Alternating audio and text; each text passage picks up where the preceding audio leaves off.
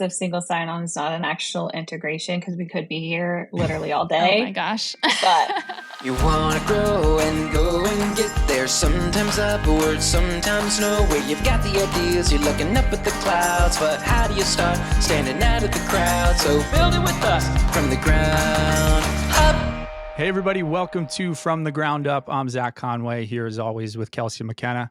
Kelsey, we've been talking about, as a business at Seeds, how do we think about growing the company?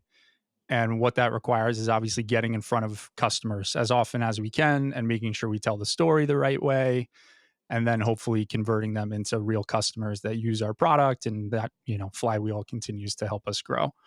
But we talk about what are the tactics that actually, as an early business, start to get in front of the market? Who do we talk to? How do we talk to them? Where do we need to be? What do we need to say? One of the things we've spent time and money on is you go to conferences. You go to where the customer literally physically is. Even in this age of the internet, we're going to go, be in person with people and try to tell the story. We have an awesome guest today who we met out on that circuit, sort of the conference circuit within the financial advisory space. So we want to talk to her about her role at her company, which is also a business that sells to advisory firms, and how she thinks about growing that business and how they tell their story and what tactics they use. She is the head of partnerships at Holsitiplan, which is a tax planning solution for advisors. It's our friend, Torie Happe. Torie, how you doing? good. Thanks, guys, for having me. I'm so excited. For sure. I think let's start with kind of, again, where we met, right? You and I and other team members at Seeds, as I said, we were kind of running around the country. We all have families that we, leave at home to go travel and go show up at these industry events as this tactic, as we're trying to grow our respective businesses, to get in front of the customer, tell the story. Do you love it or hate it? Does it work? Is it a thing that we should be doing as a business? It's like, I feel like we're indoctrinated as startups that's like what you do in any industry. You go show up to conferences. Right. And it's expensive. And yeah, we literally, we all have kids. We were just talking about it before we started recording. Should we be doing it? Is it the right thing? I think there's a love-hate relationship with it, right? I think that it's one of the most powerful ways to get in front of advisors, but it's also, like you said, it's taxing on your business, because when you're there, especially for myself, I am there, I'm living in the moment, I'm meeting with clients, I'm meeting with advisors. Everything else is put on the back burner. So my other, day-to-day work gets piled up. So then I'm behind. And if we have, there always comes a day and time that those events also back into each other. So it's not just 1 week or 3 or 4 days on the road and you get to come home, right? It's like Monday through Wednesday, and then you're back out the following Monday, or whatever the case may be. So it could be like several weeks where you don't get to do that day-to-day, like inside of your business work that you need to get done, but you're also doing amazing work on the road. So I have a love-hate relationship. Don't you love coming home and you have to, get back to your family and do all the stuff that's piled up at home, and then all the, to your point, emails that have also piled up because you've been away at some event, right? That opportunity cost is always pretty huge. Yeah. And it's not just opportunity, like you were mentioning, like opportunity for your business and your work life, but your family life, right? Like we all have young kids. I think mine may be the oldest on the podcast right now at 11. We have sports and school projects and all the things. And my husband is so great at holding down the fort, but we all know, like, being one parent at home trying to juggle all that stuff is really complicated. And we know that, my son works my husband like nobody's business. And so, he's able to justify to his dad, like, no, I don't have to do that project, but knowing full well, like, I'm going to come home and just probably get it done for him. Because let's be real, any project given to a child before like 7th grade, it's the parent building it. Like, I don't care what any parent says out there. We have all built a volcano, some sort of book report. Like, we're all doing it. Like, that A is my A. I can't wait. So yeah, my oldest is 6. I'm like excited about the volcano. I haven't built it yet, so I'm looking forward to it. I am not. My Yeah. oldest is almost 6, and I am just starting, like, we're just starting to get into that the swing of like extracurriculars, and I have been feeling the mom guilt for sure, because this is like my first, this recently with Seeds I've been traveling a lot more than I was obviously in the Yeah. past, and I have 3 little ones, and I'm like, oh no, like how am I going to do this? How are we going to manage all this? Keep missing deadlines, forgetting things. So yeah. It's just a hope and a prayer. Yeah. In There you go. at home and in the business. I am curious, like again, Kelsey and I, as we think of building the company and tactics to sell, there's like this hierarchy, Hmm. right? It's like, what should the tactics be across the kind of top? And then we'll stay on the Yep. conferencing for a second, because then it's like, okay, how much of these tactics, how much time and money and energy on that specifically should we spend? But then there's the layer underneath that, which is then like, okay, there's a new conference in the financial advisory space or in any industry. Like every day, there's a new conference with a new Yeah. premise. So then it's like, okay, where are we going to use budget for which ones? Who's going? What's the new Yep. messaging going to be that's nuanced for like that slightly different demographic of advisors that's going to be at that conference? Can you talk about like, in your firm, how you guys kind of think through that hierarchy of like top level, what are we doing? And then more specifically, for conferences or any tactic? Yeah, I think it's like you mentioned, it's really hard for tech companies in general to decide what events they're going to. There are so many events in our space. It's almost getting crowded, as crowded as that Michael Kitce's map of like the Yeah. technology out there, right? The event space is getting as crowded, and they're all marketing to the same advisors. So we always want to make sure that we are hearing or getting in front of like new folks, right? Because we want to make sure. But also, if the advisors that we have talked to already are going to those events, we want to make sure that that messaging to them is clear and concise. You know, every time an advisor has a conversation with us, they pick up different tidbits, right? They learn something new, whether they've been a client of ours or they've done a demo in the past 6 months. There's constant change in our technology. So we want to make sure that the messaging is clear and concise, that they are getting new information every time. When we look at the events in our space, we lean towards those technology events and the broker dealer events that we have relationships with, because we know that the broker dealers, you've gone through the hurdles of getting approved there. The advisors know that this technology is approved, they're automatically able to use it. So they know that we've been vetted. I think that's a really big thing. Again, our space is so crowded with technology, and not just like tax planning or whatever. It's tech across the board. There's so many options for the advisors out there. They just don't know where to start. So if they are an example of a broker dealer advisor, their broker dealer has gone through that process of vetting technology and approved it. So they're like, this is one step that I don't have to do. I can go to the list of technology that they have vetted for me and purchase what I want. When you're at the tech specific events like the Orion event or like the nitrogen events, it's really nice to be there with other technology companies that you work alongside to help weave that story for the advisor. So you and I, we have a partnership for our advisors, right? How do we tell that story of an advisor using Seeds and Holsitiplan together? That's what we want to do at these types of events, and that's what we've done really well together, is that telling these advisors, you don't need to integrate everything together. You have to have these Lego bricks that click together to make a technology stack that works for your book of business. What works for my book of business may not work for Kelsey's book of business. But at the end of the day, we want to be in a position to have those conversations with the advisor for them to understand what we can offer to them. So I think that's why I have that love-hate relationship about conferences, is because you get to have those conversations. You can hear their pain points.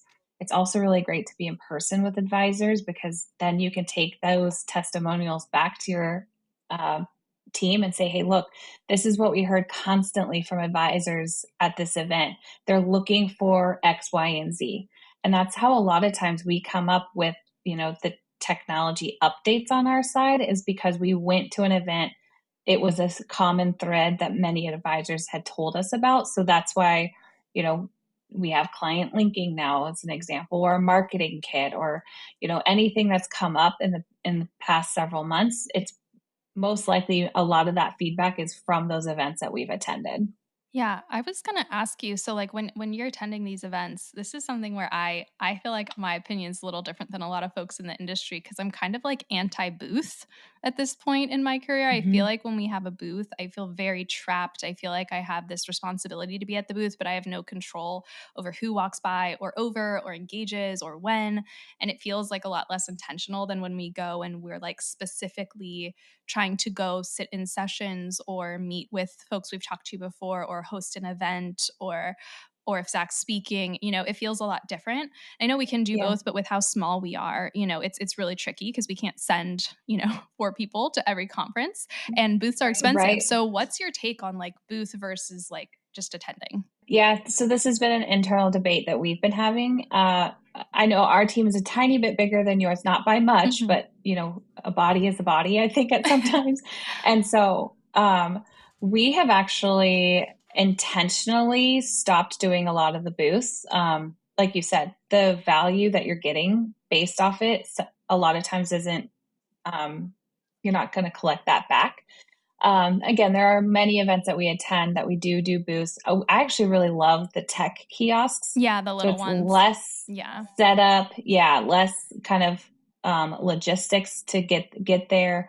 You know, the team just has to plug and play in with their laptops.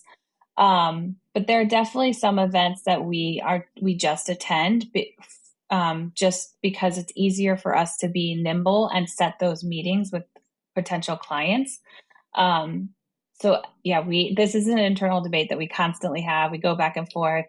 And I guess too, it's like, I don't want to knock like any of the conferences out there, but like the pricing that they've It's been so putting out there yeah. recently it's astronomical. And like, yes, we are tech companies and yes, we are building, but like to charge me 19, $20,000, I have to have some sort of Return. return on Yeah, that. for And sure. yeah, so it's an internal debate that we constantly have. What's hard to, so like, again, you have to get all these decision tree things right, or as close to right as you think you can. And then I think what's interesting you're pointing out, and we are sort of different stage, is we're on a brand recognition track, and like it's a top of funnel thing at our stage of the business, whereas Right. you do have users, you know, at more at scale that may physically be attending these things that are going to come talk to you, or potential ones because you've gotten approval through a certain platform. So you're having potentially like different conversations for different reasons. You get those Right. intangibles of product feedback, which we get too, right? But it's hard, like quantifiable ROI, right? It's like, unless you're seeing, okay, this new person came to the booth, we closed them as a new customer, that translates into X dollars. It's like, okay, I got some good product feedback, I had a partnership discussion. It's like hard to quantify, and it's like hard to really assign Yeah. budget. And then the other issue, you know, I think we were touching on is, um, these prices are, I hate to say this, but in part because a lot of advisors just want to show up and be entertained and have a fun weekend in Las Vegas or whatever. And Right. so it's the most expensive hotel in whatever venue, and the organizers have to pay for it somehow. But how much does that ironically dilute why people are physically there?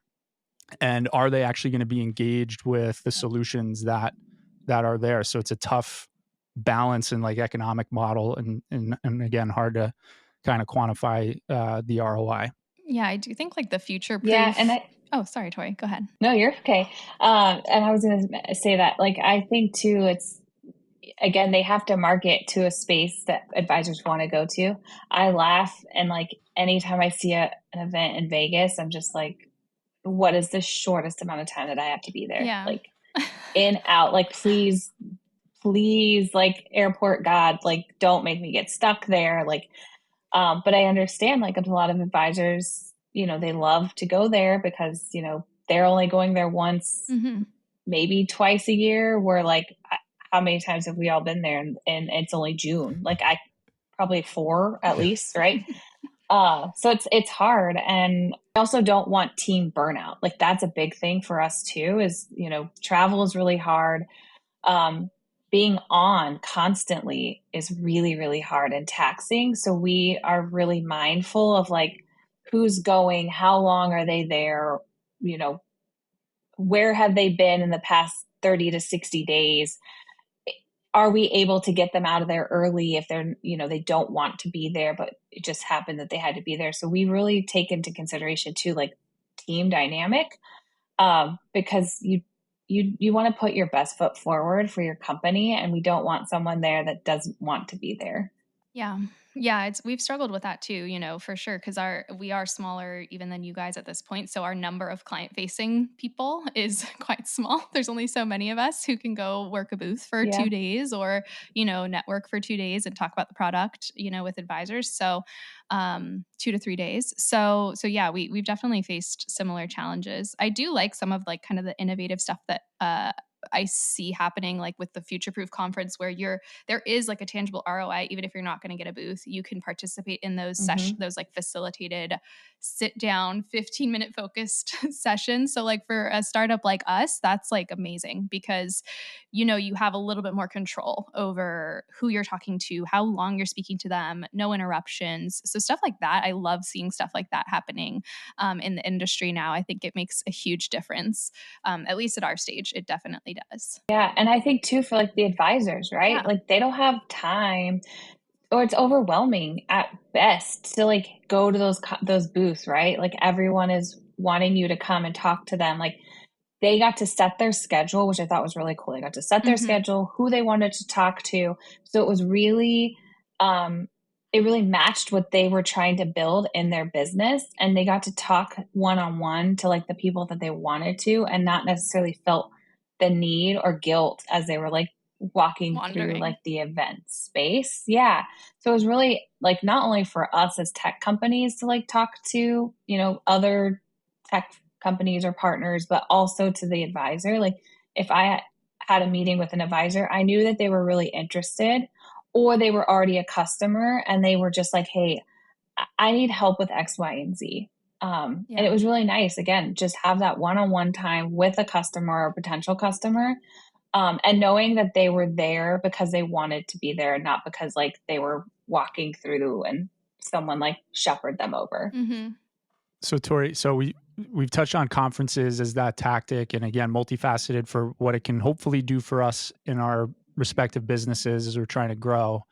You're in the seat of helping to do that in many things, but more specifically running partnerships. We at Seeds, that's been, I would say, Kelsey, one of the most valuable things for us sort of throughout the funnel, right? Like brand recognition, getting to get in front of people and tell the story through these other technology relationships in the industry, and kind of what Torie, you alluded to, of being able to kind of weave the story together as firms think about their overarching tech stack. But just talk more about how you've seen partnerships as a tactic be successful, and kind of why you think that is. Again, we want to lean into it. Specifically, we want to lean into it more with Holsitiplan. But yeah, talk more about partnerships. Yeah, I think, again, our industry is very client driven. It's very relationship driven. And that's why I love being in this position. I love making connections. I love being out there. I'm a tech nerd, full on financial services has just been the space that I've grown up in. So being able to talk about an industry that I love to partners that want to learn more is just like a win-win. But being in a relationship based business and having partnerships, I think is really important. They need a point of contact. And I think that's really important when you're going into these larger RIAs or broker dealers. We know the compliance gauntlet that they throw us through, right? They need someone that is not only kind of tech savvy, so you've got to be able to talk product, but you've also got to be able to talk. I joke that I have like a doctorate from Holsitiplan on contracting. So you've got to be able to do that, plus the business side, right? So you've got to be able to have like this well-rounded set of tools to have these conversations. And I think at the end of the day, showing these partners that we are there, they're not going to just get an email inbox that they have to drop into the abyss, but they actually, they have my contact information. They have my cell phone. If something were to go catastrophic, they can directly get access. And, building that relationship with them is really important.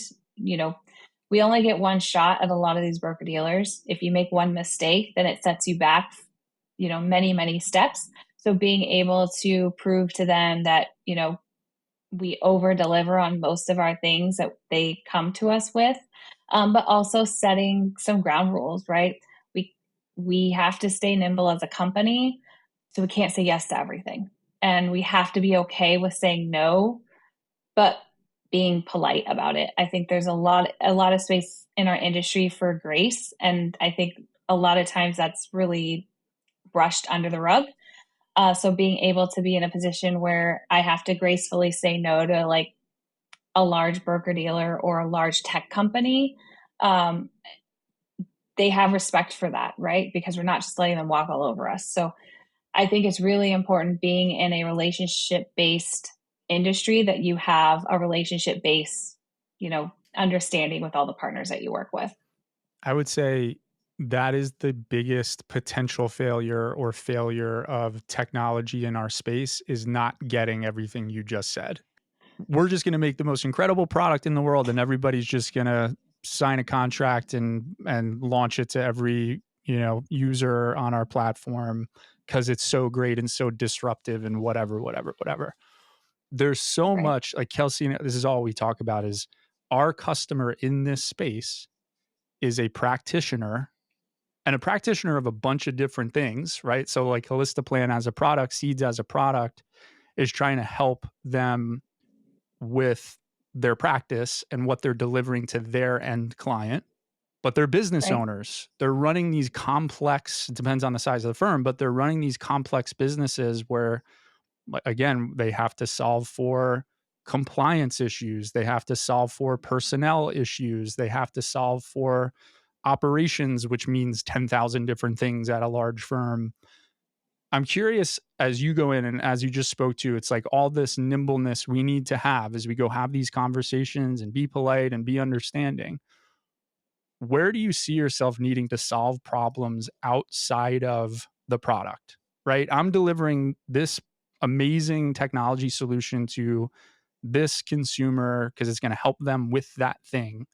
But you know what you're walking into. There's 1,000 other things that they're trying to solve for that your product doesn't solve for, specifically yours or Right. Seeds or anybody. But what are those things and how do you deal with that? And I guess another part of it is like, how do you figure out what they are? Because the thing is always unspoken, right? How often is it not about the Yeah. product? It's about our customers got a zillion other business issues going on. So how do you figure that out? Yeah. So I think, again, we are also here to be a therapist-esque for these clients that come to us. And a lot of times there are general themes that every business comes to us with. I have billing issues. Billing would be a big one. My CRM isn't connecting to this integration, right? I think too, it's as I sit in this position of being in partnerships, it's my relationships with the other technology companies that also comes into play and is really important. Because if I didn't have a relationship with the red tail team, I'm on a call with an advisor saying, hey, my red tail doesn't work. Oh, I can probably help you out. Hey, let me reach out to someone I know, right? So it's not necessarily just having that really great tight relationship with the advisor and the broker dealer or their large RRA that they are under, but it's also having these amazing relationships with the technology companies inside of our space. The tech space is still very small. So if we as technology companies get a bad rap in between all the other tech, everyone's going to know. So if we have really great tight relationships between each other, we can all help each other out. I have a wonderful relationship with Asset Map. Allison Susko and I, not only have a working relationship, but we are also like friends outside of the workspace, right? So being able to go to her and say, hey, we have this client, they're having this issue. How do you guys see this? How are you working through this project problem? I can reach out, to even you, Zach, be like, hey, look, we've got this client. They are they have no idea what their tech stack should be looking like. How do you see fit? How are you seeing other advisors in this, like this makeup dealing with this, problem? So it's an interesting world that we live in. I don't know of any other sector of technology that has these kinds of conversations in between the other technology companies out there. Yeah, I think one of the tips I always give advisors when they're looking at new tech, whether it's like at a conference or they're just looking for something to supplement their tech stack, is not just evaluating like the current state of the product, but also evaluating the product roadmap and like who are they designing for? Like what is that typical like persona that they're really building for, and then also the quality of their industry relationships. It's like a secret dream of mine to have like a little all of those of us who serve customers in this industry, like a little coalition, and we could just meet without the advisors and talk about like, here's what we're hearing from advisors, like how could we better partner, how could we better, and we do that one off, of course, with our core partnerships that we have. But I'm always thinking about that, how if you're looking at a new piece of technology, you should be evaluating the company based on what you just said. So how do they partner? It's not just about the tech integration. It's also about the relationship between the two companies, because that's what's going to help enhance that integration. If there is one, or if there's not an integration, at least they're going to be able to knowledgeably like speak about how you could use the two tools together, or the four tools, or however many you're looking at.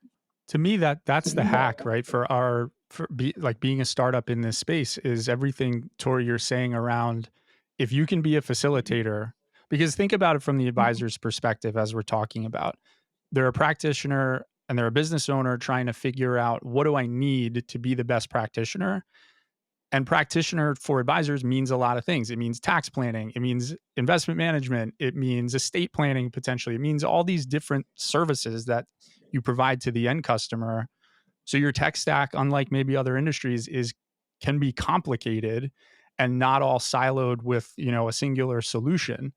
And so the firms, the way you're saying it, Torie, where you can actually kind of receive the advisor and say, we solve this specifically, but here's how this can all be stitched together, given what you're saying you're trying to accomplish, either as a big enterprise firm or solo practitioner. That's where we're starting to see the most engagement from who walks in Seed's door, right? If we can really do that right, you got to prove that the product's awesome and solves that specific issue. Right. But if you can say, okay, you're going to do tax planning, here's how this connects and the story connects to a Holsitiplan. You're going to do estate planning, here's what you could do over here. You need this from a custodial perspective, whatever. Now, the challenge is then, how do you not become a consulting business? We're a technology company. And so again, it's like, it is a fascinating industry where on both sides, we have to kind of meet each other. They're solving for a lot. We're building singular products, but we need to help them solve those additional things, or we're not going to be able to deliver them the thing that we want to deliver. So it's an interesting paradox, I'd say. And people pleaser like myself, right? Like you're constantly fighting the battle of like, oh gosh, I don't want this person like mad, or like, I don't want them to have a bad experience. Even if the bad experience isn't with my company, like they had a bad experience with someone else's company, but they're just kind of like blowing off steam. I'm like, oh gosh, like I know that company. I know that's not like typical for them. Like I feel like I have to fix it, but it's not actually like my problem. So it's always been a weird and to battle. your points, and you have to say no sometimes. And part of the issue we're dealing with, we had Tony Steek on a little while ago, and it's like, firms don't turn over technology for, I think, like 16 plus years or something. So what does that mean is some of those incumbents, we're not going to name names, but like they're not evolving as technology businesses. So we have to deal with that legacy problem. Right. Like you've got firms that are like, well, I use this, this, and this. And, the three of us are like, well, that sucks. We got to figure out how to make this work with that old solution, and it's like, if we were a consulting business, we'd say, get rid of it. You need to change 10 different things if you really want this to be successful. But yeah, you gotta come at it delicately, I guess.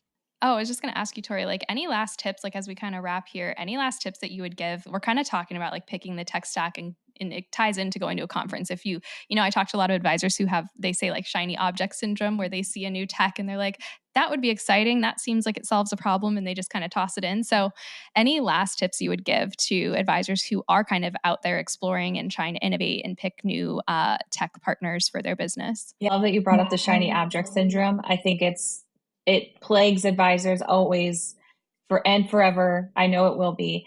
I definitely think that advisors, if you are implementing new technology, implement one at a time. I think we've seen many times where advisors purchase several pieces of technology and try to implement it all at once. And it's disastrous. Whether, it's a simple solution tech like ourselves or your CRM or practice management tool, it doesn't matter like the complexity of the tool, you're still implementing something new. So make sure you're only doing it like one at a time. And again, not many technology solutions are going to say this, but like if we are not the best fit, cancel, because it's not going to be a fun ride for you or for me, right? Like you are going to get frustrated with our technology. You're going to go into our support team. You're going to lay into them. I'm going to have to come out and say, I'm so sorry and try to fix the whole problem. It's okay to say that it doesn't work and to toss it out there. If you've given it the old college try, like no harm, no foul, like just chuck it out of there, right? Don't try to make it fit because you were like, well, I bought it and now I need to get it to work. So those are my two biggest like things for advisors to look through. Like don't try to implement, more than one technology at a time, and don't try to fit, the round peg into the square hole. Like it's never going to fit and it's never going to be a fun experience for anyone involved. Have your CRM locked in, have your financial planning tool locked in, and then go and look at what we consider like tactical tools like Holsitiplan, right? We're an additional service bolted onto your core technology, your CRM and your financial planning tool. We are not there to build your business, around, right? Like we want to be that, but you also need to take on like the big pieces first before you start taking in these like small tactical tools. I'll throw in my one tip. I'm going to do one more tip because I can't control myself. Do it well before you scale. This is the biggest thing. I tell myself this and Zach this and everyone who works here all the time. Like, do not focus so much on optimization that you miss the point of delivering something really like meaningful and valuable. So of course you should consider, can this integrate? Can this stitch together? That should definitely be considered. But before you focus on scale, make sure that you're delivering something like really meaningful and differentiated and special, and that feels really good to your clients before you start trying to focus so much on optimization and integration and all the behind the scenes stuff that you would need to then scale it and grow it. I got single sign-on to work, but I don't know what my, and I don't know how to facilitate a meeting. Yeah. Yes, exactly. And don't make me get on the soapbox of single sign-on is not an actual integration, because we could be here literally all day. Oh my gosh. But it's just a catch. Again, it's like a jargony thing. It just sounds cool. Yes. Sounds. Yeah. And then they're like, oh yeah, we have an integration. It's an SSO. It's not. Yeah. We don't count that anymore. Exactly. No. Torie, we appreciate it. Appreciate the insights. It's great to talk to you. I'm sure, as we're talking about, we will see you on the road, maybe in Vegas. Who knows? At some place across the country soon. Yeah. Hopefully that's not the next spot. But we appreciate it. Thank you for joining us. And everybody, if you haven't checked out Seeds, please go do so. www.seedsinvestor.com. You can check us out on LinkedIn and X. And we will see you next time.